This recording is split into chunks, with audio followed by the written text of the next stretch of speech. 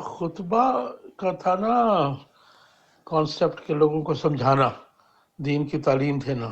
تو بے شک جتنا مرضی ہم ملاؤں کو غلط کہیں، ملا گاؤں میں بھی پنجابی کا خطبہ دے رہا ہوتا ہے نا جمعے کا، تو 20 منٹ میں لوگوں کا ایمان تھوڑا سا تازہ کر کے ہی چھوڑتا ہے اکثر، بے شک وہ پنجابی میں خطبہ دے رہا ہو.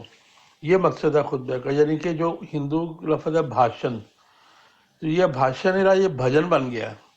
تو وہ اس لیے کہ اگر آپ غور کریں، آپ میں سے جتنے ایکس احمدی رہے ہیں، تو یہ جو ابھی میں آواز نکالنے لگا ہوں، اس کے اوپر غور کریں کہ اس سے کیا آپ کے اثر ہوتا تھا آپ کی روحانیت پہ یا آپ کے دماغ کے اوپر، کیا ایک کیفیت طاری ہوتی تھی. کچھ یاد پڑتا ہے؟ اشہد ان لا الہ الا اللہ وحدہ لا شریک لہ واشہد ان محمدا عبدہ ورسولہ.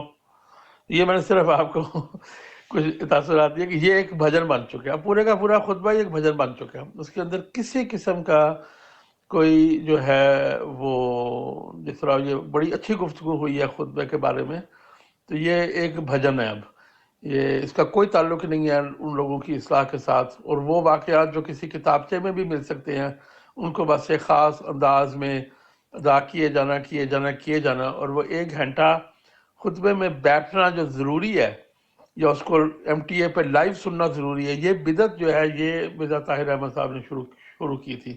تو اب یہ اپنے منطقی انجام کو پہنچ چکا ہے. اس سے تو کہیں زیادہ خوبصورت انداز میں جانور جو ہے وہ اپنے اللہ تعالیٰ کی حمد و ثنا کرتے ہیں، اور اس کی وجہ سے ہم انسان بھی جو ہے ان جانوروں کی یا پرندوں کی اور ان کی خوبصورت آواز سن کر اٹھ جاتے ہیں اور ثنا کرتے ہیں. یہ تو اتنی بھیانک آواز ہے کہ انکلوڈنگ یہ جو آپ نے جو آواز نکالی ہے اور جو ہم ایم ٹی اے پہ سنتے رہے ہیں، تو کوفت ہوتی ہے کہ اس کو ہم نے ابھی 1 گھنٹہ برداشت کیسے کرنا ہے.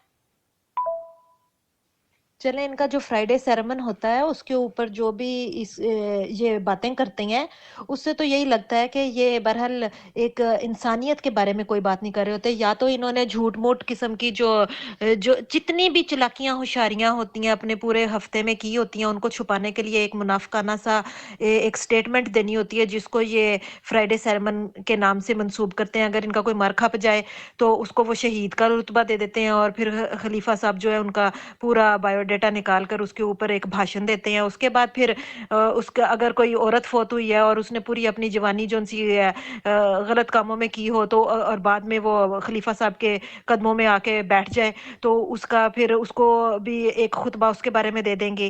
تو اس طرح 400 چوہے 700 چوہے کھا کے بلی حج کو چلی والا حساب ہے کہ جس کا خطبہ جس کے ایم ٹی اے پر جب خطبے میں جس کے بارے میں ان کا خلیفہ تعریف کرے گا وہ یا تو جنتی ہوگا، یا پھر وہ سیدھا جو ہے نا پوری جماعت کے لیے آنکھوں کا تارا بن جائے گا. یہ ان کے بھجن کا اصل مقصد ہے.